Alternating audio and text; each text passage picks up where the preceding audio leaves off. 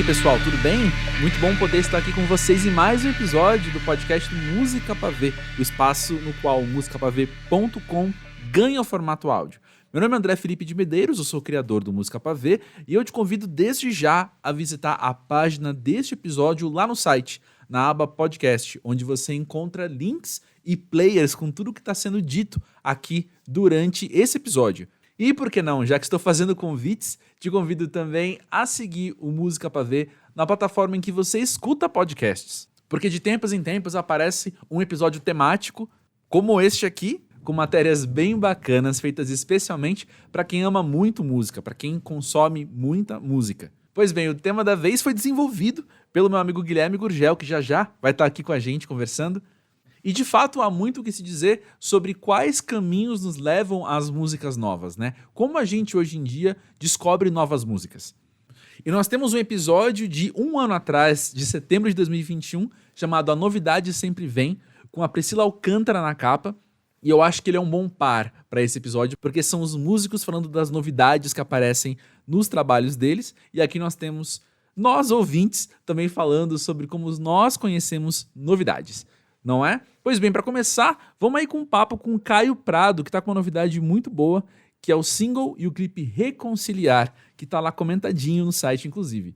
O Caio é um velho conhecido do Música Pra Ver, já esteve aqui no site várias vezes, em diversas oportunidades, e agora ele prepara o lançamento do terceiro álbum dele, depois de já ter sido regravado por Elza Soares, por ter ficado conhecido também com o grupo Não Recomendados. E nessa conversa ele conta um pouco sobre esse novo single e os planos futuros, além de, é claro, suas descobertas musicais. Caio, como você sabe, o tema desse episódio então é descobertas musicais, né? A maneira, os caminhos que nos levam a novas músicas. E antes de conversar com o Caio, cantor e compositor, eu queria conversar então um pouquinho com o Caio, ouvinte de música, e te perguntar, como é que você descobre músicas novas? Felipe, prazer falar com você, Música Pra Ver. Eu sou ouvinte, eu sou consumidor assim de música diariamente, né? Música é trilha para mim. E nessas descobertas musicais, eu ouço muita música no Spotify, assim, né? Eu acho que os algoritmos do Spotify me entendem bem. Mas eu sou um consumidor assim que fico procurando, assim, sabe? Eu fico ligado na rua, se eu ouço uma coisa, eu já procuro ali no Shazam a música, e aí eu já vou consumir esse artista no YouTube, eu já vou procurar os vídeos dele, já vou entender como é a identidade visual dele, né? Porque a música também me chama muita atenção para ver, né, o que é, quem está cantando, né? Então antigamente eu ouvia muita música assim de rádio, né? Eu sou da época de ouvir música em rádio, deixar a rádio ligada ali, ficar ouvindo músicas novas e descobrindo artistas novos. Hoje a gente tem essa facilidade das plataformas musicais que acabam nos apresentando novos artistas similares, artistas que estão ali no mesmo nicho, né? Às vezes acaba ficando na mesma bolha, né? A gente é importante furar essa bolha. Eu sou um cara muito eclético, então eu sou nascido no funk, nascido na MPB, nascido no R&B, nascido no gospel, na música de afro-brasileira. Então eu gosto de consumir tudo, assim, sabe? Então tô sempre atento a novos sons, né? Independente se esse artista é novo, se ele tá começando agora, ou se eu tô descobrindo o artista agora, né? Porque tem muito isso, né?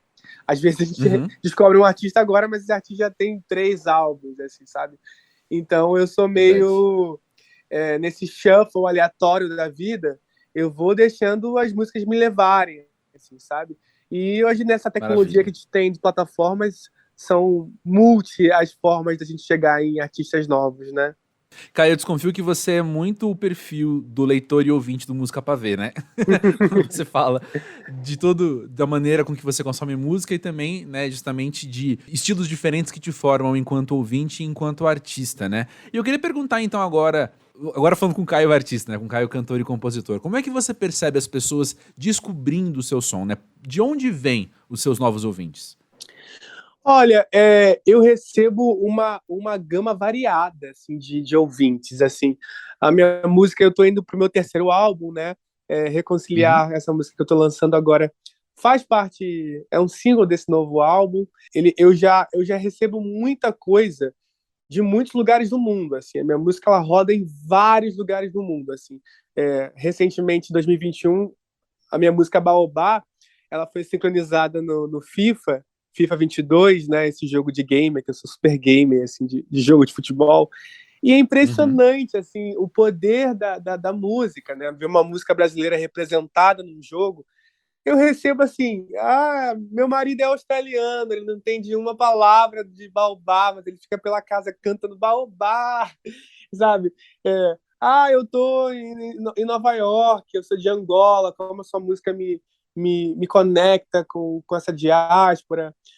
Eu tô na Holanda, eu sou brasileiro. Então, assim, eu recebo muita gente, o FIFA me trouxe muita gente, e assim, a minha música, desde o Variável Eloquente, do meu primeiro álbum, ela tem uma. Ela acabou sendo difundida organicamente, né? Aos poucos, né? Eu não tive nenhum boom de mainstream, né? Eu sou um artista super independente que foi batalhando ali por essa fanbase, né? Então, organicamente, as pessoas vão interagindo com o meu conteúdo. Sempre tô atento às redes ali, falando em todas as redes. Que massa! Tem esse álbum, tem outros. Então, assim, a minha música foi se espalhando, né? De acordo com o tempo. Não Recomendado foi um efeito muito poderoso para mim, né? Desde que eu gravei em 2014, passando pelo grupo Não Recomendados, passando pela Elza Soares gravando. Então, essa descoberta das pessoas enquanto Caio Prado compositor, Caio Prado artista, ela se dá organicamente aos poucos, assim. Isso é muito legal, porque o artista acaba tendo uma fanbase ali, pessoas que consomem que são fiéis ali, sabe? E estão esperando. Tanto é que, assim, eu recebo mensagem, Caio, quando que vem esse álbum? Porque eu prometi o terceiro álbum em 2020, né? Mas estava um caos de pandemia. Então eu recebo muita gente perguntando quando vem o próximo álbum, né? E eu entreguei vários singles, né, nesse mercado que a gente está agora, mas a minha expectativa é realmente de entregar um álbum novo, com um conceito, com uma história. Eu adoro fazer música assim. Eu acho que as pessoas se Uhum. conectam com essa bio, né, com esse estilo de vida, com o que está apresentando, com o que o artista está vivendo naquele momento, né? Uhum. E é sobre reconciliar que eu queria falar com você agora mesmo, assim. Eu queria te perguntar o quanto esse single aponta pra esse novo disco, então, né? Eu não vou te perguntar quando que ele vem, como essas pessoas estão te perguntando, mas eu quero te perguntar como que ele é, como que esse álbum é e quando eu olho pra Reconciliar, o que que eu entendo dele? Reconciliar, Felipe, significa a minha reconexão com o Caio, digamos, mais inocente, o Caio de Realengo, né? Eu sou natural do subúrbio do Rio de Janeiro, né? Como eu te falei, né? Eu sou do funk MPB, né? Então, assim, Uhum. cresci ouvindo multimúsicas. E Reconciliar, ele aponta nesse esse novo álbum, porque é um Caio falando de amor, né? Falando de amor num sentido, são amores, vivências de afeto, de alto amor, de afeto a outras pessoas, amizades, amores, coisas que eu nunca me permiti falar tão sem pudor. Isso significa falar de como o amor é popular, né? De como as nossas vivências amorosas ainda nos conecta com outras pessoas. Então eu sinto que o novo álbum ele é muito mais popular, ele tem uma linguagem muito mais de um acesso imediato ao ouvinte, sabe? E eu acho que as pessoas vão conhecer essa bicha preta, efeminada, que é o Caio, falando de amor, porque as pessoas estão muito acostumadas a me ouvir me manifestando, falando de política, seja com o Não Recomendado, seja com 15 de março, quando Marielle Franco foi executada, seja com golpistas, quando tivemos o golpe na Dilma Rousseff. As pessoas estão muito. Seja em Não Sou Teu Negro, quando eu compus, né, esse manifesto antirracista. Então as pessoas estão muito. Esperam muito um Caio, um artista de luta e militância. Esse artista ele está aqui, esse artista ele vai vir no terceiro álbum, mas a prioridade desse terceiro álbum é explorar os meus amores, as minhas questões, as minhas relações. Isso traz o álbum para um lugar mais popular. E musicalmente, eu estou agora definitivamente me jogando nessas camadas do R&B, que eu chamo de Afro R&B, né?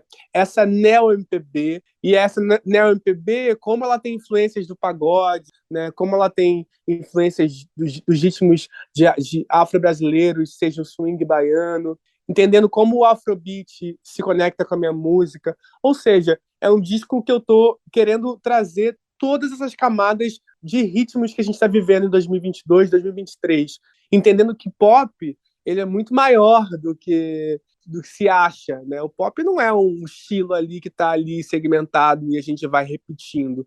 Não, né? Quando eu entendo que é um álbum pop, eu penso em grandes artistas que estão fazendo álbuns no mundo, né? Como Lil Nas X, como Rosalía, como a própria Beyoncé. E aqui no Brasil, pensando na Lineker, pensando no Bacchus do Blues, pensando nesses Emicida, pensando como eu dialogo com esses artistas contemporâneos a mim e como o pop é você desenhar um álbum com uma identidade, com um conceito que está ali coeso. Isso é pop para mim. Um álbum coeso que está falando de vários ritmos, de várias coisas.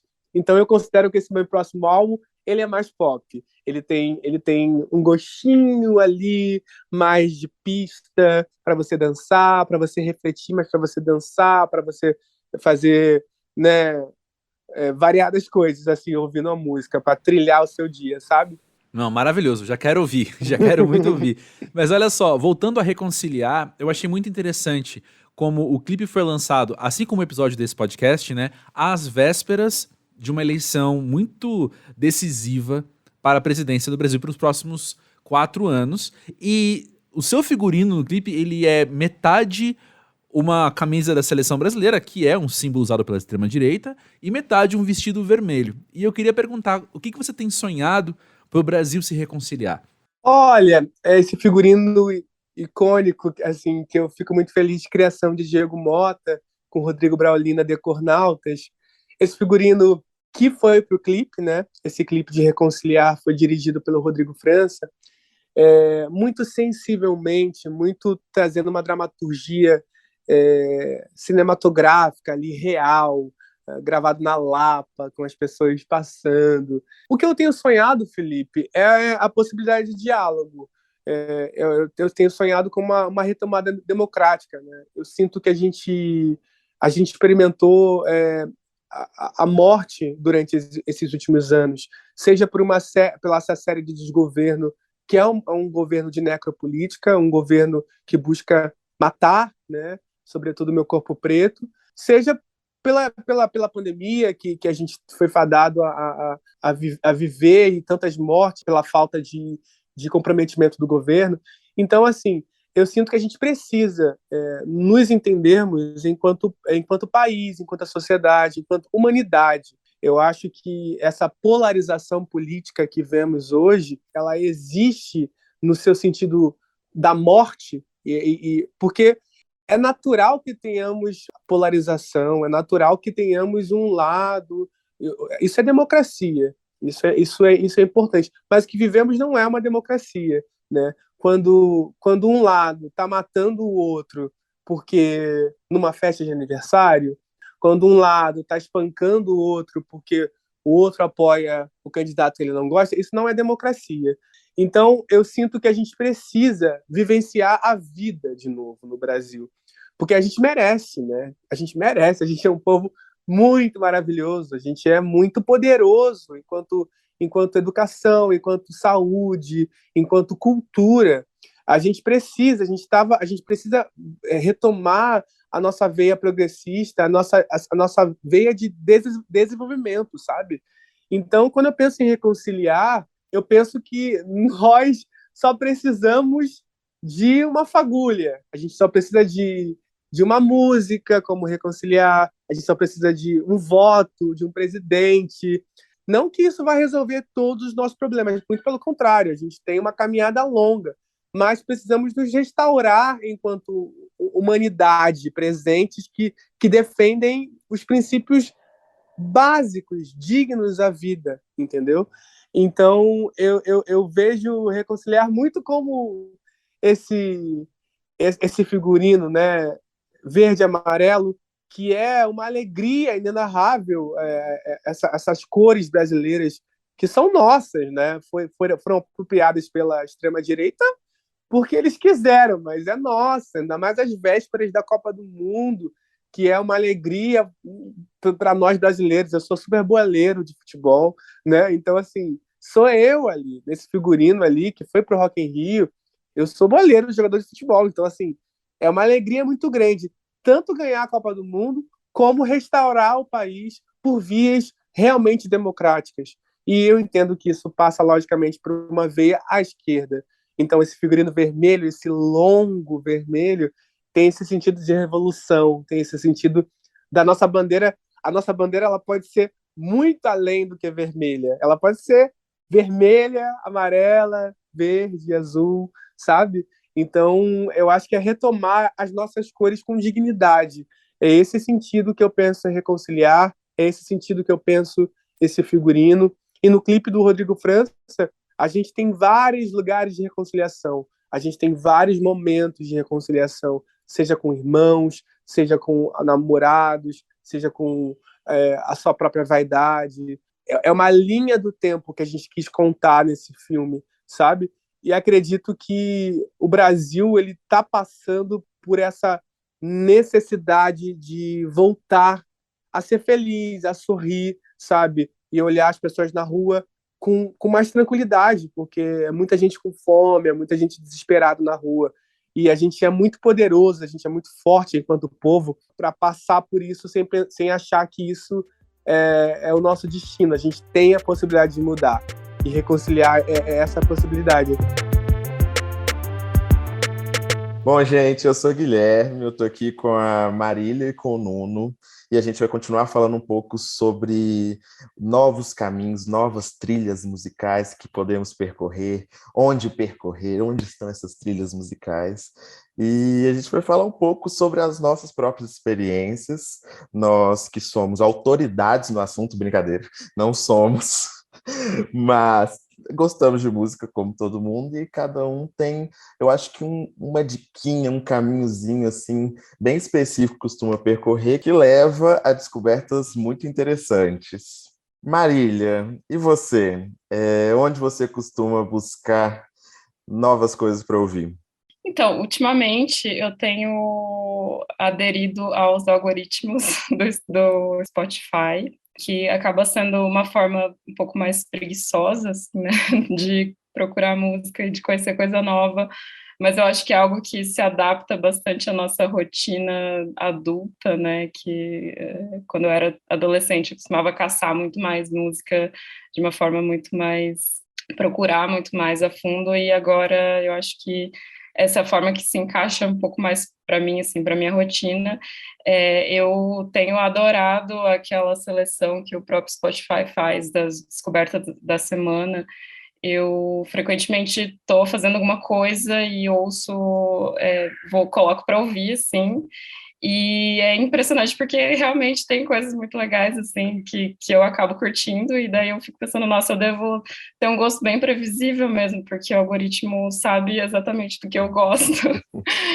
E outro recurso, assim, que eu gosto também, né, que é bem básico, é procurar em plataformas e sites onde tem as críticas, né, que é como é o Pavê também, o próprio Pavê, porque eu acho que daí é uma forma um pouco mais embasada também, né? Você lê e saca que aquilo tem a ver com você, que você provavelmente vai gostar daquilo, e daí te dá vontade de conhecer mais aquilo. E algo que eu também gosto muito é de saber o que os artistas e as artistas que eu escutam. Eu acho, assim, isso muito legal, assim, de saber quais são as suas referências, que tal artista gosta, assim, amo artistas falando sobre música, né, sobre o que eles gostam. Eu adoro aquela série da Amoeba, que é aquela loja de discos. De vez em quando eu tô sempre assistindo, assim, porque é bem essa proposta, assim, de ver o que os artistas que você curtem, e já descobri muita coisa legal por lá também. E recentemente eu tenho investigado um pouco mais, assim, sobre música eletrônica, assim, e eu descobri que o SoundCloud é uma plataforma muito legal nesse nicho, assim, de música eletrônica, né? Porque você tem acesso aos sets lá, e daí lá no SoundCloud tem todas as faixas que são colocadas no set, então é uma boa forma de você descobrir, assim, porque são pessoas que estão ali fazendo, esse é o trampo delas, geralmente, né, tipo, são DJs, o trampo delas é fazer essa investigação, procurar bastante e achar coisas que a gente não encontraria de outra forma, assim, então eu acho bem rico também, mas eu, sinceramente, não sei se é uma boa plataforma para descobrir músicas de outros gêneros, outros estilos. Pegando o ponto disso que a Marília falou, tem uma coisa que para mim também faz muito sentido, que é quando eu gosto muito de um artista, e aí quando eu estou entrando muito a fundo dele, eu começo a ouvir as coisas que o artista cita como referência e começo a tentar encontrar o que ele puxou da referência dele para fazer no som dele. Isso é uma coisa que eu gosto muito de fazer. E conheci muitos artistas assim, indo saber aonde que os artistas que eu gosto foram beber. Mas esses são casos extremos, assim, quando eu, tipo, estou muito apaixonado por um artista novo, assim. Recentemente, eu estou obcecado por Lamparina, a banda lá de BH, que eu não consigo ouvir outra coisa. Tudo que é de BH é muito bom, gente, não tem jeito. Eu concordo. Tem muitas coisas de BH maravilhosas. Obrigado, BH, por ser esse lugar maravilhoso. Mas, por um outro lado, sobre o que a Maria estava comentando de ouvir as recomendações do Spotify e do algoritmo, isso foi uma coisa que teve muito presente, né, na minha forma de descobrir música. Durante um tempo eu realmente parava para ouvir e tudo mais, mas eu percebi um fenômeno que é ter tanta opção, tanta coisa sendo bombardeada pelo algoritmo nova, que faz com que eu não consiga absorver isso, sabe? Me dá um pouco de um fenômeno meio Netflix, assim, você tem tanto filme para escolher que você não consegue escolher, é uma coisa meio paradoxal, assim. Eu sinto muito isso, sabe? Então, ultimamente eu tenho buscado coisas que parecem, assim, a gente voltando no passado, mas eu tenho curtido muito ouvir as rádios que tem na internet, tipo, essas web rádios, assim, e também, por exemplo, se você vai no YouTube, tem rádios que ficam transmitindo ao vivo, 24 horas e em determinado gênero.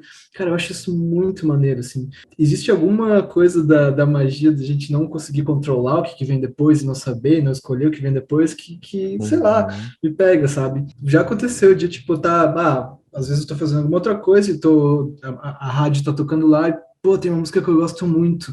E aí eu olho e vou lá e escrevo, essa música, essa aqui, vou ouvir depois. Então, às vezes eu tenho listas, tipo, de texto de música, uma coisa, sei lá, surreal, mas que para mim faz sentido. Tem também o lance da curadoria, né? Eu vejo, tem os vídeos também no próprio YouTube, que tem gente fazendo discotecagem, eu tenho um muito legal para indicar que se chama Analog Journal, que são pessoas com disco de vinil lá, e elas vão colocando as músicas, vão fazendo a seleção, e dá para descobrir músicas de vários ritmos lá, música da Colômbia dos anos 60, assim. Então, são coisas bem temáticas e que, pô, fogem do ordinário, assim, e isso é muito legal. Bom, e também existe, assim, faz parte da gente que está aqui sempre buscando música nova para mostrar para as pessoas, de ficar acompanhando os artistas e ouvindo as músicas que eles lançam, assim. Então, existe muito uma parte de, até uma certa rotina de, tipo, ver o que está sendo lançado, ver o que os artistas anunciam e tá sempre de olho para escutar assim que lança. Então, existe essa expectativa de, pô, vai lançar um disco desse artista que eu gosto, vou estar ali no dia que lançar, eu vou ouvir. É muito legal fazer isso junto com outras pessoas, quando tem audição, né, e as pessoas ficam comentando e tudo mais. Essas são algumas das formas de descobrir música nova, que é sempre uma alegria. Eu fico muito realizado quando eu escuto uma música nova. Me pega, isso é um barato. Bom, você falou de rádio, e tem uma rádio. Eu não escuto rádio, a não ser essa rádio. A rádio chama Frei Caneca. É a rádio pública do Recife. Gente, assim, não tem muito o que dizer. Eles são absurdamente ecléticos. Eles conseguem fazer uma ordem de músicas perfeita que você fala, nossa, eu comecei no Tom Jobim, agora eu tô no Metallica, o que aconteceu? E todas são músicas maravilhosas e você nem percebeu. Enfim, dá para ficar ouvindo o dia inteiro. Fica a dica aí. Com relação aos caminhos, adorei todos esses caminhos que vocês falaram. Alguns eu faço, outros eu não faço. Mas em relação ao Spotify, eu gosto muito, muito de ficar vendo o que as pessoas estão ouvindo. Quase sempre, se for uma coisa que eu não conheço, eu vou dar uma olhadinha no que as pessoas estão ouvindo ali. É bom para descobrir música nova e para paquerar, né? Porque se dependendo da pessoa que está ouvindo, você ouve a música, aí manda depois a pessoa fala, nossa, ouve essa música que é incrível. A pessoa fala, nossa, você também gosta, que coincidência. Enfim, mata dois coelhos com uma cajadada só. Dica top essa. Mas normalmente descobrir música nova para mim, como disse, também é um grande prazer. E eu acho também muito fácil descobrir música nova boa. Eu tinha um tempo atrás um gosto musical que era mais voltado para escutar muito das mesmas coisas, mas eu acho que hoje em dia, por ter tanta coisa nova para descobrir, eu passo mais tempo assim. Às vezes uma música que eu gostei muito, eu vou ouvir 2 vezes, depois vou ficar um tempão sem ouvir, porque eu vou descobrindo outra se eu gosto, então assim, fica nessa, uma eterna descoberta com tanta coisa, tanto caminho, tanto conteúdo, a gente fica sempre tendo esse prazer, né? E também falar do famoso, esqueci, né, do famoso Shazam, que traz as músicas até a gente, mesmo quando a gente não tá pesquisando, assim, quando você tá no rolê e já liga o Shazam. E eu acho uma das coisas mais incríveis, gente, que já foram inventadas, assim, porque eu me lembro de ouvir músicas e ficar com aquilo na cabeça um tempão e não ter como saber que música era aquela, assim. Então, obrigada pessoas que inventaram Shazam. Sim, é muito bom ser aquela pessoa no meio da pista de dança, na balada, levando o celular, tem um celularzinho com Shazam lá no alto, levantado. Ouça Onça é o novo single do grupo Trupe Chá de Boldo, outra banda que já tá há muito tempo em contato aqui com Música Pra Ver, e é sempre bom sentar e conversar com eles. Dessa vez, Cissa Góes e Gustavo Cabelo sentaram comigo para falar sobre esse single, sobre o seu próximo álbum e, é claro, os caminhos que nos levam a conhecer novas músicas. Gustavo e Cissa, tem uma coisa que eu acho muito interessante na Trupe Chá de Boldo, que é justamente uma banda independente, que tá aí conhecida no cenário alternativo de São Paulo, do Brasil como um todo, que tem um grande hit, que é Na Garrafa. E por que eu tô falando isso? Porque eu chuto que muita gente chega até vocês, descobrem Trupe Chá de Boldo por causa de Na Garrafa, né? Confirma. Acontece isso mesmo. Como é que vocês observam esse movimento, né, das pessoas terem esse acesso ao que eu chamei aqui de um hit, né? E poderem, então, ingressar numa discografia que é muito maior? Olha, acontece isso mesmo e, se não me engano, não sei se o Cabelo tem uma visão um pouco diferente, mas a gente acha o máximo, né? Assim, a gente acha que venham, uma maravilhosa porta de entrada e é uma música que tem a nossa cara mesmo. E então a gente acha ótimo, a gente acha maravilhoso e a gente, na verdade, fica muito feliz porque isso ainda acontece 10 anos depois da música ter sido lançada, entende? Então a gente realmente se diverte, curte e adora esse retorno, assim, né? E muitos ouvintes, de fato, partem para uma relação com a banda a partir daí, né? E então a gente acha uma super porta de entrada. E tem também alguns casos que as pessoas não sabem que é a banda, mas já conhecem a música, né? Às vezes fala assim, você tem uma banda legal, tá, aí eu passo os links, a pessoa pergunta, assim, aí Na Garrafa, essa música, claro que eu conheço, pô, que legal, vou conhecer, aí vou se interessa mais por conhecer mais a banda, tal, mas tem isso, sabe? Muitas vezes pessoas escutam a música e não sabem de quem que é a música, também não, ou escuta numa balada e não dá tempo de procurar, enfim. Não lembro de uma festa que eu tenha ido que não tenha tocado Na Garrafa já nesses últimos 10 anos, né? Mas olha só, por falar nisso, então... Demais. Quando vocês lembram como que era, talvez, a vida antes do Na Garrafa, né? Não, mas tô brincando, mas assim, na verdade, há 10 anos, ou antes disso, quando a Trupe surgiu, o modo que se consumia música era outro, né? O modo principal de consumir música era outro. Como é que vocês percebem as pessoas descobrindo hoje, em comparação a como as pessoas descobriam o som da banda no passado? Olha, eu acho que a gente começou, e logo que a gente começou, os primeiros passos, os primeiros desdobramentos, como a gente é em 12, sempre pegou o círculo, são 12 círculos, então. Uhum. Né? Então, 12 pessoas irradiando com seus contatos, entende?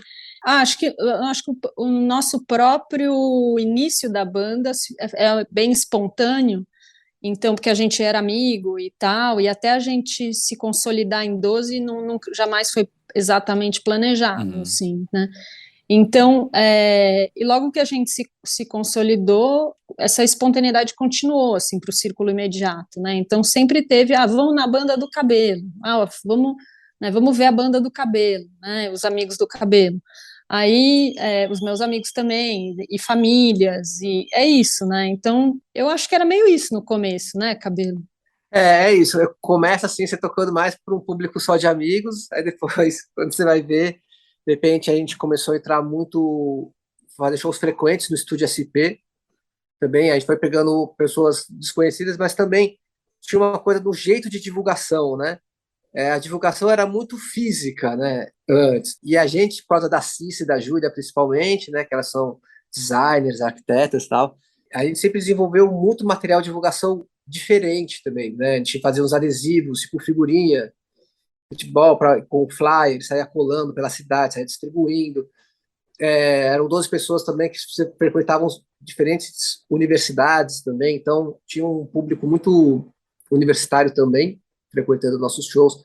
Quando a gente foi tocar no Sesc Pompeia, por exemplo, a gente produziu uma bolacha de chopp, que era na choperia do Sesc Pompeia, com um flyer. O flyer era uma bolacha de chopp. Tinha palito de fósforo como divulgação. Essa coisa da divulgação era muito diferente. Não existia o WhatsApp, né?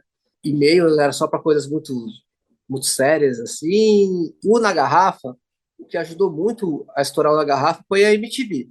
E quando a gente lançou o clipe de Na Garrafa, a gente ficou muito tempo no primeiro lugar no top 10 da MTV. E isso fez cresceu muito, né? Deu um boom, assim, expandiu muito o nosso público, né? E aí também tinha uma coisa material físico, né? Como que a música chega nas pessoas, né? Antigamente a gente prensava 2.000 Uhum. CDs na hora que ia lançar e tinha vazão, né? Hoje em dia já não cogita mais prensar CD, porque já está de 2015 para cá, as pessoas começaram a deixar de ouvir CD, porque os computadores deixaram de ter um compartimento de CD, os carros, enfim. E hoje é tudo nas plataformas mesmo, né? Então é um outro jeito de consumir a música e é um outro jeito de divulgar também, né? Outra vantagem de vocês serem 12 pessoas, penso eu, é que são 12 pessoas que consomem música e 12 pessoas que podem trazer uns para os outros novas referências, né? Vocês olham para os seus colegas de banda como fontes de descoberta de música para vocês? Sim, sim. Eu acho que de descobertas e não só de descobertas, por exemplo, o Rafinha, nosso percussionista, toca num samba, né? Então a gente chama o Rafinha, tipo, na hora de voltar, né? Assim, não só no momento inicial de descobrir, mas no momento de retornar várias vezes, né? Para uma fonte ou outra, né? O Galo tem uma relação muito forte com a poesia, por exemplo, né? Então acabam tendo sim traços e a gente recorre a eles como uma bibliotequinha, assim, não só no momento inicial, mas depois e depois e depois, né? E também sempre quando a gente vai construir um arranjo de uma música, a gente busca também apresentar algumas referências. Então, sempre chega alguém que traz, tenho essas duas referências aqui que eu pensei que tem a ver com essa música. Aí alguém fala assim, legal, mas a levada de bateria tem mais a ver com essa outra música. Aí a gente escuta bastante antes de começar a fazer os arranjos também. Às vezes não, às vezes a gente não, principalmente nos primeiros discos, a gente pesquisava muita música, né? A gente sempre ouviu muita música. No começo da banda, bem lá no comecinho, a gente fazia reuniões com o Tutu Moraes, o DJ Tutu, que ele é um pesquisador musical, então ele apresentava muita coisa pra gente. A gente fazia reunião semanal de ficar encontrando, tomando vinho, olha esse som que diferente, olha isso aqui que legal. Então, ele apresentou muitas referências pra gente. O Alfredo Belo também, que tem um trabalho de pesquisa de música também, que é o produtor do nosso primeiro disco, também trouxe muitas músicas.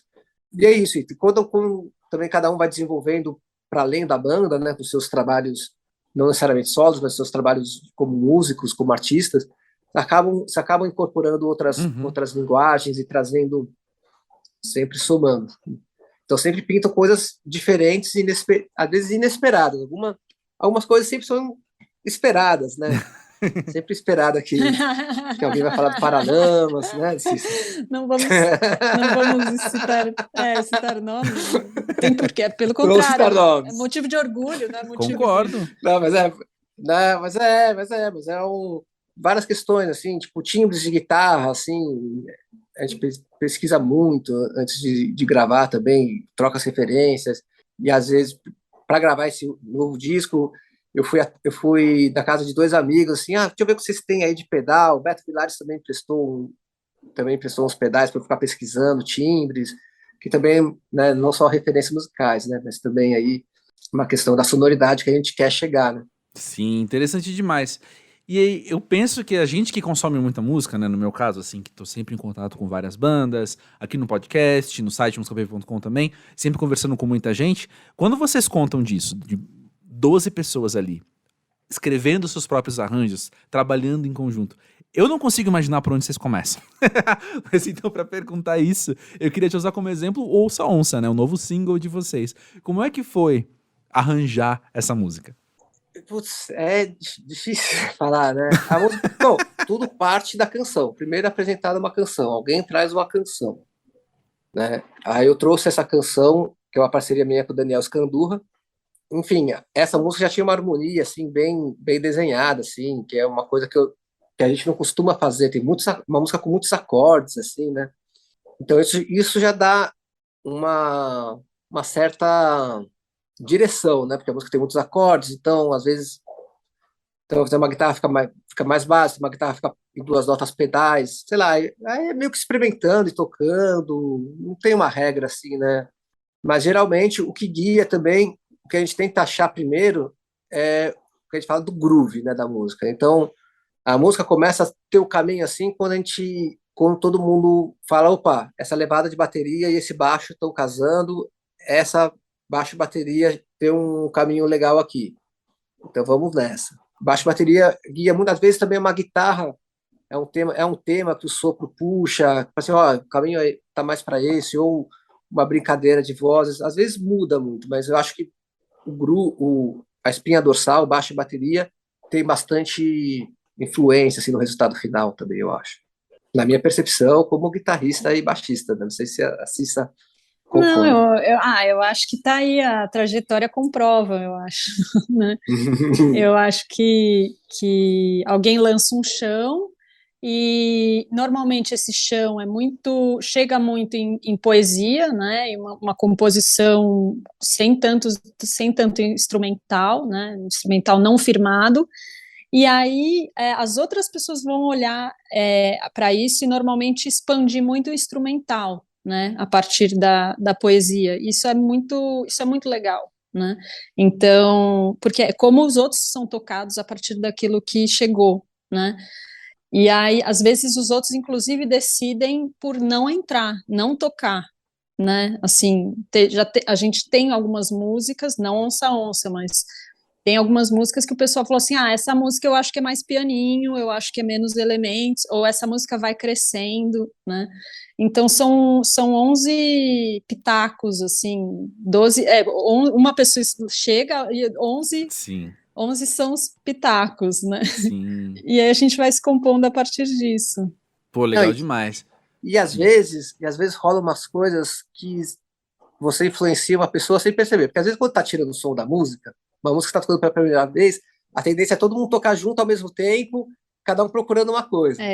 Aí de repente fala assim, olha essa frase que legal aqui, que eu tô... Aí eu falo assim, como assim que legal? Eu tô fazendo isso aqui há meia hora. Tipo, você escuta. Então, às vezes, o cara tá fazendo, você já tem impressão, só que tá todo mundo caçando, porque fica todo mundo procurando, né? A primeira coisa é pegar a música e sair procurando. Rola, as primeiras jams, assim, são barulhentas mesmo, sim. E a gente exercita muito o perdão, né? Cabelo. E nem sempre, por uma questão de logística, nem sempre os ensaios são completos. né? Então nem sempre estão os 12, né? Então às vezes tem parece e também por questão de pandemia também. Então às vezes esse disco foi feito um pouco num pequenos encontros também, né? Temos algumas pessoas morando fora de São Paulo, então também isso teve muito ensaio, sim, sei lá, com 6 pessoas, assim, você fala assim, nossa, a banda era tão grande. E olha só, eu tô muito curioso também, não poderia deixar de perguntar pra vocês sobre spoilers do próximo álbum. Mas então, pra não só colocar vocês contra a parede e falar, nos conte spoilers do próximo álbum, deixa eu perguntar o seguinte: o quanto que Ouça Onça revela pra gente do que esse disco vai ser? Ou esconde, né? Ou confunde? Eu acho que não confunde. Eu acho que é um bom irmão mais velho, assim, né, Cabelo? Das outras músicas, assim, Sim, um sim. primogênito, talvez, posso falar isso, Cabelo? Sim, sim. Eu acho que Onça e Bacurau Itu.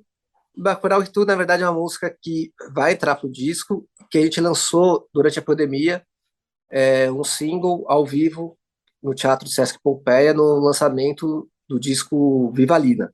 E a gente gravou 3 músicas ao vivo, pegamos o áudio, e então Bacurau Itu também tem, vai estar diferente, né? Vai ser uma versão de Novo estúdio, arranjo. novo arranjo. E eu acho que é isso, acho que tem essa tônica bastante que a maior parte do disco passa por uma questão assim voltada à natureza, assim, se eu posso assim dizer, a floresta, a onça. Tem uma música que vai se chamar Floresta. Não sei se o nome final vai ser Floresta, porque isso acontece muito. A gente fica chamando a música inteira de Floresta, aí chega na Acontece hora de muito. registrar alguém, muda o nome lá. Acontece muito, mas por enquanto ela é chamada de Floresta.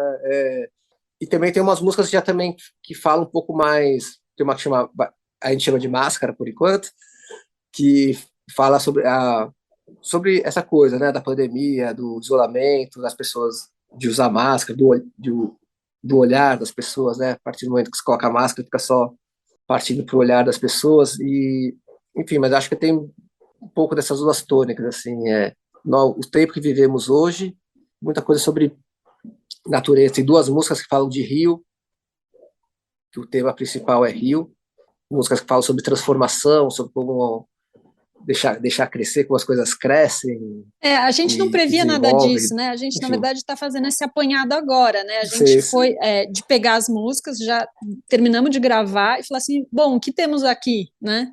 O que fizemos esses 1 ano e meio, 2 anos, né? Então a gente está agora conhecendo elas como conjunto, né? E é engraçado, é muito porque elas realmente têm um traço forte entre elas, né?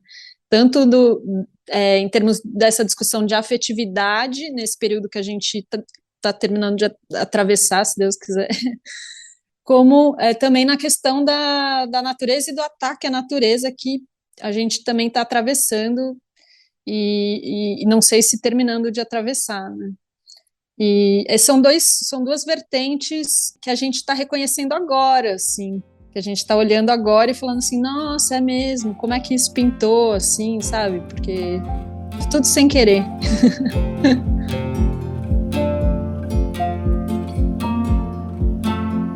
Bom, para mim, realmente, qualquer estilo de musical eu consigo descobrir e sempre encontrar uma música que vai bater para mim. Mas eu sei que tem gente que às vezes tem um nicho musical que gosta muito, e dentro daquele nicho tem uma amplitude de descobertas a serem feitas, né? Então, assim, às vezes vai batendo mais na mesma linha. E como é que é isso para vocês? Assim, existe uma coisa quando eu estou descobrindo músicas que para mim é muito marcante e que faz eu sempre lembrar dessa música, que é o fato de eu ficar indignado. Quando eu fico indignado de um artista ser tão bom assim, sabe? Existem níveis de gostar de uma música, mas o nível máximo é de me deixar indignado. Tipo, como pode? Como que esse cara conseguiu fazer isso? Como que ele chegou lá? Esse cara chegou lá. Eu lembro da primeira vez que eu ouvi o disco do Jovem Dionísio, antes de estourar o hit e tudo mais, eles conseguiram fazer uma mistura de funk, da batida do funk, com uma coisa meio pop, assim, e também umas referências meio bedroom pop e tudo mais, que eu fiquei, caraca, esses desgraçados conseguiram. sabe?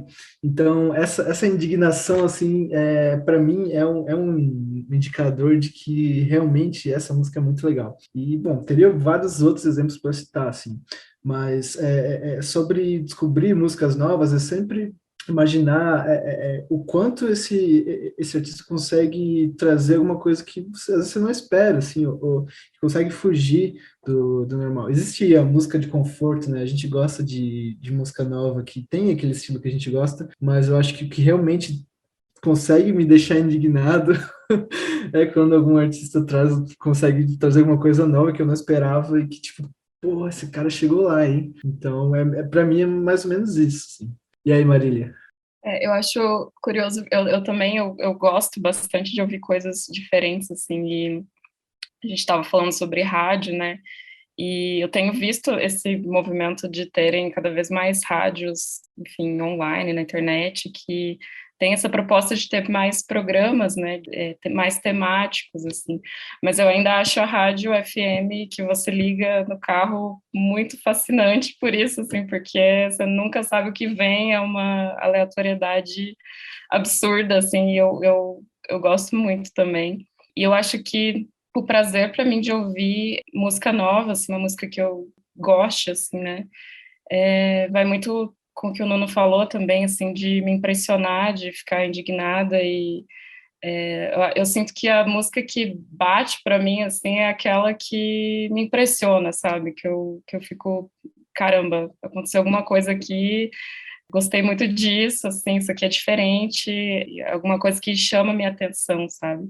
E eu acho que o prazer tem muitos casos em que o prazer de ouvir uma música pela primeira vez nunca vai se repetir, assim, né? É uma experiência única, assim, e daí você fica pensando, meu Deus, eu queria ouvir essa música pela primeira vez de novo, porque eu sei que nunca mais vai ser desse jeito.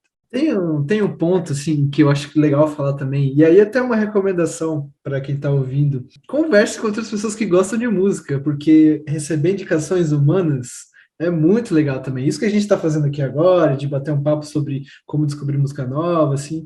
Existem pessoas que gostam muito de falar sobre isso, assim, então às vezes você está, tipo, no seu canto, você não conhece muita galera que gosta de falar sobre música, mas as pessoas existem. E procure essas pessoas e conversem com elas, porque, assim, receber indicação humana é muito legal, assim, e realmente essa parte da curadoria, daquilo que emociona um outro ser humano, passa para você, sabe? Então, a gente é um animal social, a gente consegue compartilhar essas emoções. Então, a dica que eu dou para as pessoas é conversem com outras pessoas que gostam sobre música, porque é muito legal. Clique no link do Spotify que o coleguinha compartilha no Stories. Eu tô cansado de publicar muita música boa e ter zero engajamento. Realmente, vocês estão perdendo a oportunidade de descobrir músicas novas e Eu muito clico, boas. eu sou a pessoa que clica, geralmente. Por favor, então me siga no Instagram. Tulipa Ruiz é unanimidade, seja na equipe do Música pra Ver, seja no panorama crítico musical do Brasil, que ela é um dos grandes talentos, uma das grandes vozes de sua geração. E seu novo álbum, Habilidades Extraordinárias, que acabou de sair, é mais uma grande prova disso. Há uma enorme excelência na execução das suas composições, na sua interpretação vocal, e suas músicas são sempre assim deslumbrantes. O show dela, os discos dela, são sempre muito envolventes, trazem várias novidades, várias surpresinhas ali no meio do caminho, e a força artística dela pode ser percebida até quando ela tá conversando, que é o caso dessa entrevista que você vai ouvir agora. Se você já gostava de Tulipa, periga você gostar ainda mais a partir de hoje. Tulipa Ruiz, Habilidades Extraordinárias, que disco massa! E a primeira coisa que me veio à mente quando eu tava escutando ele, sabendo que ia conversar com você, era de poder te perguntar e ouvir de você, quando foi que você entendeu qual era a Tulipa Ruiz que ia estar naquele disco, né? Quem que é a Tulipa Ruiz hoje? Quando eu entendi quem é a Tulipa que ia estar naquele disco, eu acho que isso sempre já teve muito, muito claro, assim, para mim. A Tulipa desse disco é uma Tulipa em movimento, é uma Tulipa que está no percurso, na estrada, ativa, e que desde o primeiro momento que resolveu fazer música não parou em momento algum. Perfeito. Sabe por que eu te perguntei isso também? Porque eu achei muito interessante pensar que Habilidades Extraordinárias vem depois de você ter lançado Tu no qual você teve uma chance ali também de repensar um pouco a sua carreira. E depois também com Efêmera Remixes, né? Que é justamente isso, uma revisitação, então também as músicas. Quando você trabalha esses lançamentos, eles te dão uma clareza melhor, então, desse seu movimento, desse momento que você tá? Sim, porque eu acho que a gente vem de um momento do planeta, de um momento político, que as ressignificações todas, elas são muito importantes. O Tu, ele veio... Eu sei, desde o Dancê, eu já sabia que meu próximo álbum seria um álbum de inéditas. A necessidade do Tu veio de verbalizar músicas novamente. Então, a regravação, a gente estava vindo eu venho de discos muito cheios. E na época do Tu, a gente também estava num momento de narrativas sobrepostas, assim. Então, eu precisava muito de silêncio. Então, o Tu, ele é um disco trabalhado no silêncio. Ele é trabalhado com menos camadas. Ele é um disco muito mais orgânico. Ele veio dessa necessidade do silêncio. Ela não era uma necessidade de músicas novas. Era uma necessidade de ressignificar aquelas músicas de uma outra maneira, de verbalizar novamente, dando luz às letras e o que a gente tinha pretendido, as narrativas de harmonia. Então, ele veio muito mais nessa necessidade de verbalizar de novo do que de revisitar a minha própria obra. Eu só precisava falá-las novamente de uma outra maneira. O Efêmera Remix, quase que a gente não lança ele, porque o Habilidades Extraordinárias já estava no processo. E o Efêmera Remix ele foi feito em 2020. E a gente demorou, por conta de todos os atrasos que essa pandemia trouxe, né, todos os delays da pandemia, ele demorou para ficar pronto. Ele só ficou pronto agora junto com o lançamento do Habilidades. Então ficou uma coisa um pouco amalgamada, misturada, atropelada, mas do jeito que está tudo acontecendo, entendeu? Não é um diferencial do meu processo. O Efêmera Remix, ele, na verdade, é também um aniversário. Eu quis comemorar a travessia desse disco no tempo, dando esse trabalho para outras pessoas ressignificar. O Tu eu ressignifiquei, o Efêmera outras pessoas ressignificaram. Maravilhoso. E, na verdade, isso foi um presente de aniversário para mim e para quem gosta da minha música, assim, para ritualizar os 10 anos desse disco que atravessa o tempo, assim. Então, foi um trabalho que eu gostei muito de fazer porque foi um presente. Todos os remixes que eu recebi, o filme feito pela produtora, que é a Panamá Filmes. Uhum. Então, ele é mais um ritual, uma comemoração de aniversário. E o Habilidades, que chegou sendo disco novo, nova turnê, novo show, um plot point mesmo desse setênio entre o Dancê e agora. Sabe que faz muito sentido ouvir de você falando, as coisas foram amalgamadas ali, né? Ficaram prontas ao mesmo tempo e foi saindo assim, as coisas atropeladas, que são palavras que a gente usa com uma conotação, ou vou chamar assim, de negativa, né? As coisas se atropelaram, saíram ao mesmo tempo. Pra você, lado de dentro do processo, pode parecer assim, mas pra quem tá aqui fora, é só presente, como você falou, sabe? A gente ganhou os remixes e agora ganhou um álbum. E esse álbum, ele traz consigo uma particularidade muito interessante na produção dele, né? Que é a gravação em fita, que deu uma identidade sonora pra esse disco. Conta pra gente como é que foi, então, descobrir a estética desse disco. Isso sempre norteia direciona nosso processo, né? A gente saber o que a gente quer de som para o disco. A gente vem de discos, eu venho de discos, eu e o Gustavo, né? Que é meu irmão, meu parceiro, sócio e produtor musical. A gente vem de discos muito cheios, com muita coisa, gravado de várias maneiras, assim. O Tudo Tanto tem muito arranjo de cordas, o Dancê tem muitos arranjos de sopro. E do Dancê para cá, com o Tu no meio, eu fiz muitos shows com o Power Trio, que é o Gustavo Ruiz na guitarra, Gabriel Maial no baixo e Samuel Fraga na bateria. E eu fiz muito show com esse trio e a gente tá com uma sonoridade de Power Trio, de banda, muito forte. Então eu sabia muito que eu queria essa sonoridade. Queria gravar com essa galera esse disco novo, que é com quem eu tô no front, com quem eu tô na estrada.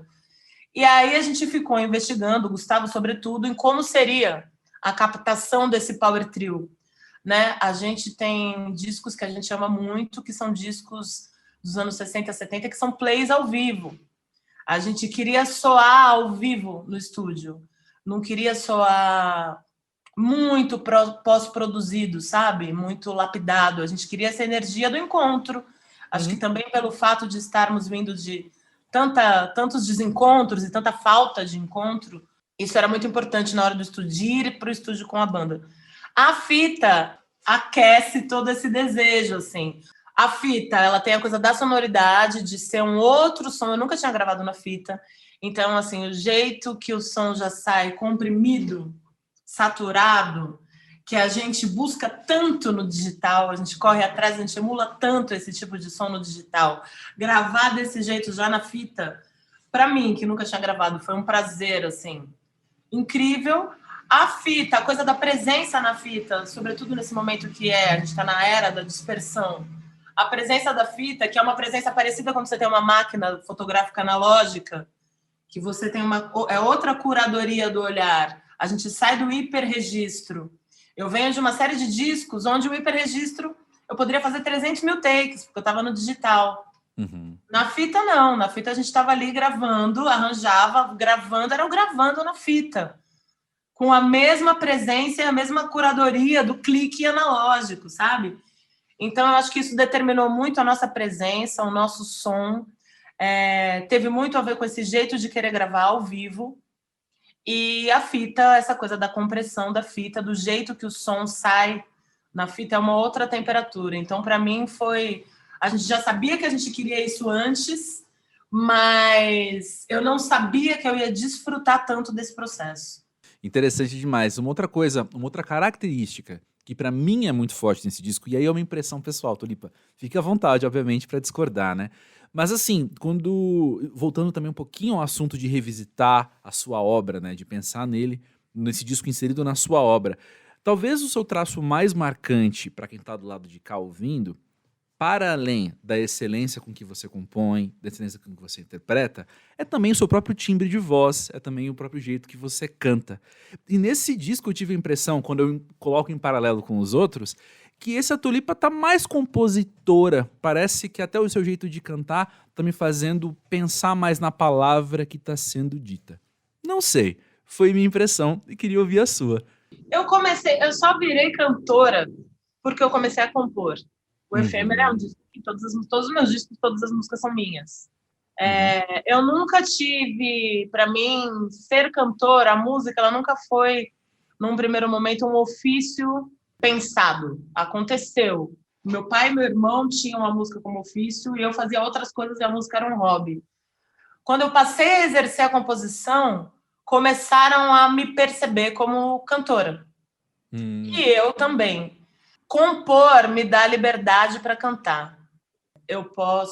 Para mim é muito prazeroso cantar o que eu invento, porque eu inclusive posso mudar, eu tenho compromisso, o único compromisso de fidelidade assim, com o que foi criado é comigo mesma, então eu posso mudar o que eu estou cantando.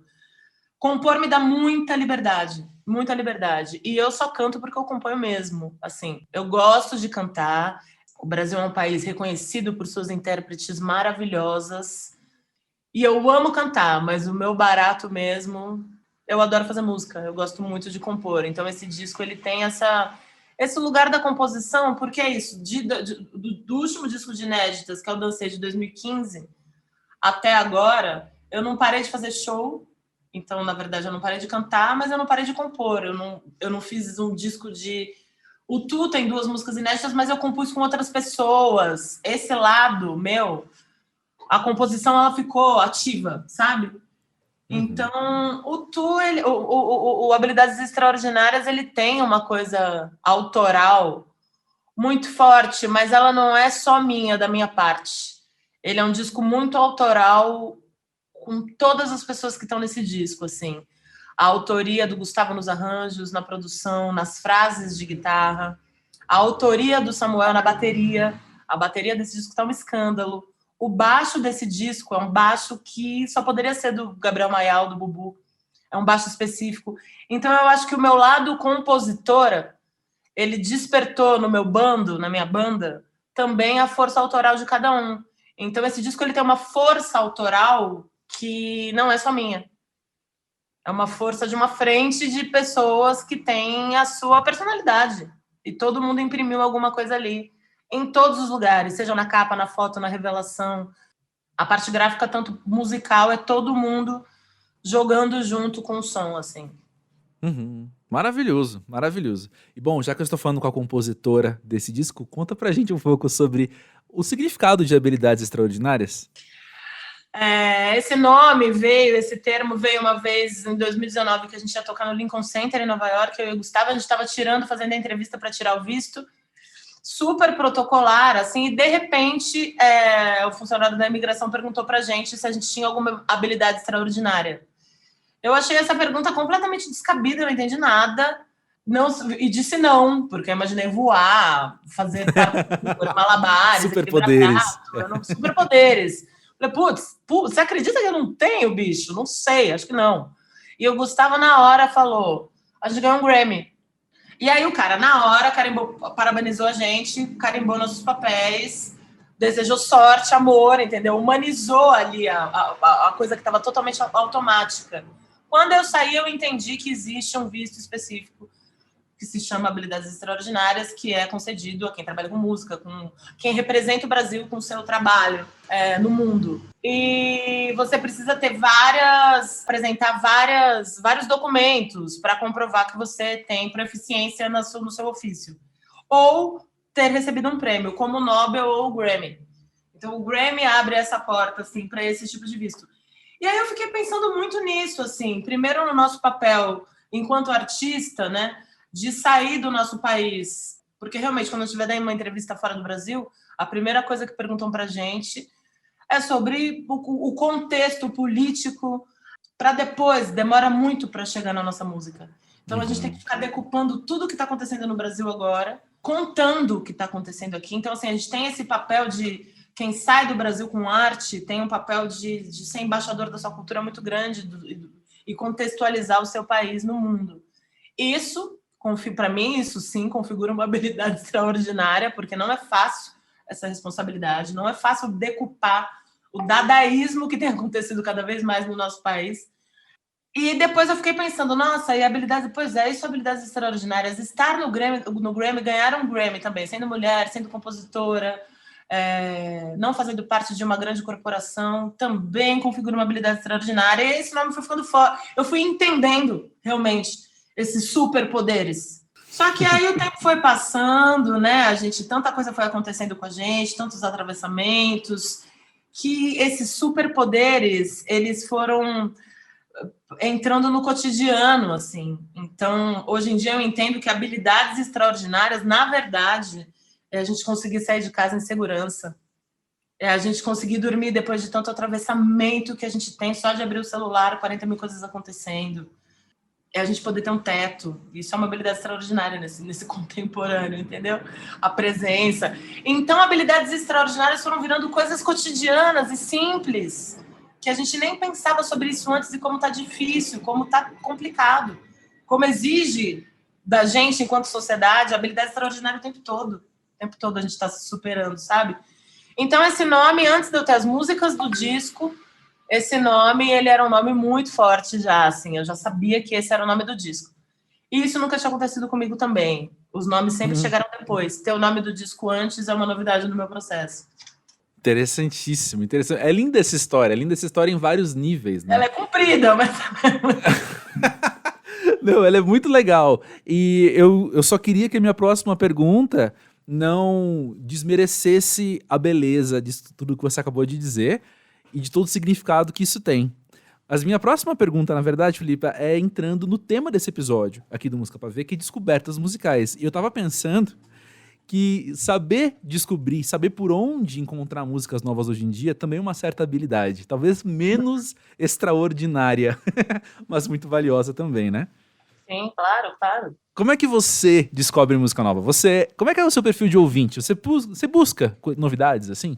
Eu tenho muitas fases, assim, e muitas fases de silêncio também. E eu não gosto muito de ouvir música tão dispersa. Tá fazendo várias coisas e colocar uma música, ou de trabalhar com música. Eu gosto de ouvir, eu gosto quando eu tô ouvindo no celular. O fone é uma coisa que me deixa muito presente. Eu tenho gostado cada vez mais de ouvir música no fone. É um tipo de escuta generosa, eu acho, com o trabalho que a gente gosta e que a gente faz. Eu tenho uma coisa que eu volto muito nos meus discos de cabeceira. Mas eu fico muito ligada no que está acontecendo, ao mesmo tempo que a gente está com uma overdose de informação. Então, é difícil mesmo buscar as coisas com esses feeds todos ao mesmo tempo. Eu acho que para você buscar sons, eu acho que tem a coisa de curtir o randômico do algoritmo. Isso é interessante. Em alguns momentos, embora eu seja uma pessoa que questiono muito a decupagem do algoritmo, assim, por exemplo, o Habilidades Extraordinárias, eu tenho ouvido ele muito nos streamings, né? Uhum. E às vezes ele se relaciona com discos, quando termina e vai para outro disco, que não tem nada a ver. Eu ando bem irritada com isso, inclusive.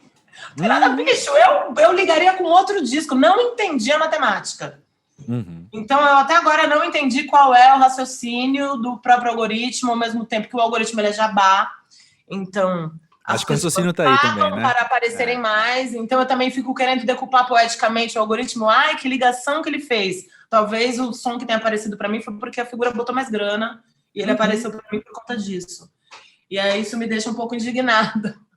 Então, eu prefiro procurar os discos que a gente gosta. Ficha técnica é muito importante para nortear também a nossa busca quando a gente gosta de som. Onde gravou, sigam esses perfis, entendeu? Onde foi gravado, quem masterizou, que discos estão lançando. A gente saiu a lista do Grammy agora, dos indicados. Decupem a lista desses discos, assim. O engenheiro, por exemplo, tem um cara que chama Felipe Schauer, que é um cara de masterização. O Felipe, os discos, ele está concorrendo com 12 discos no Grammy, vários brasileiros. Então, assim, esse cara de master é um cara que faz coisa legal de som. O que ele tem feito, o que ele tem produzido. Ou, eu gosto desse disco, quem é o produtor? Esse cara produziu fulano, produziu ciclano. Ou eu curto essa rádio, eu confio no pavê, entendeu? Quais são os lugares de referência? Antes a gente tinha isso muito mais claro, né? Antes era a capa da Ilustrada do Globo, do Estado, a MTV e a rádio. Agora a gente, da mídia impressa, já não é mais um lugar, porque esses dias eu até vi na banca, o formato do Estadão mudou, não tinha nem visto, mudou o formato do jornal clássico. Então a gente não sabe, hoje a mídia impressa ela tem uma entrada nas nossas vidas muito menor. Os perfis das redes sociais, é isso, alimente o algoritmo, assim, siga perfis que você gosta, que você confia, pessoas que você curte, o som, siga nos streamings, pessoas que você gosta, que você acha que, sabe, que tem a ver com... Pra gente tentar alimentar esse algoritmo aí também da melhor maneira, sabe, para as músicas chegarem pra gente que tenha, sei lá, que faça um pouco de sentido, assim. Uhum. Mas eu procuro prestar atenção no que tá rolando, assim... Gosto. Vale a pena. Claro, Mas, claro. bom, Tulipa, se é pra seguir gente que a gente gosta, a gente confia, eu não vou poder me despedir de você antes de ouvir quais são os seus discos de cabeceira. Os meus de cabeceira, eu vou falar os meus de cabeceira e os que eu tô ouvindo agora.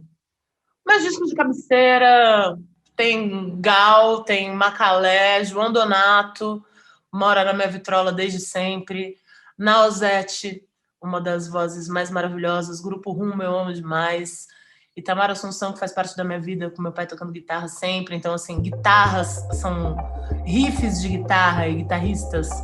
É um tipo de som que eu procuro. E aí, pensando nisso e juntando com agora, Ana Frango Elétrico, que é uma mina, instrumentista, compositora da guitarra. É uma figura que eu presto atenção. A Jadissa, também baiana, maravilhosa, guitarrista, linda. Com seu discão também, seus shows maravilhosos também. É uma potência que eu sigo. Tô atenta aí com os meus discos no atemporal, que moram no atemporal, e esse é o desafio, né? Como é que a gente não expira? Como é que a gente atravessa o tempo fazendo arte? E aí, assim, o que a gente gosta, meus discos de cabeceira é isso, eu já escutei eles 1 bilhão de vezes, vou seguir escutando, e eu levo eles na minha vida comigo, assim, eles fazem parte da minha memorabilia mesmo, sabe? E esse foi mais um episódio do podcast do Música Pra Ver. Eu te convido mais uma vez a ver a página desse episódio lá no musicapavê.com, na aba podcasts. O Música Pavê é uma produção independente e participaram desse episódio Guilherme Gurgel, Marília Ferruzzi e Nuno Nunes. Eu sou André Felipe de Medeiros e vejo você na próxima.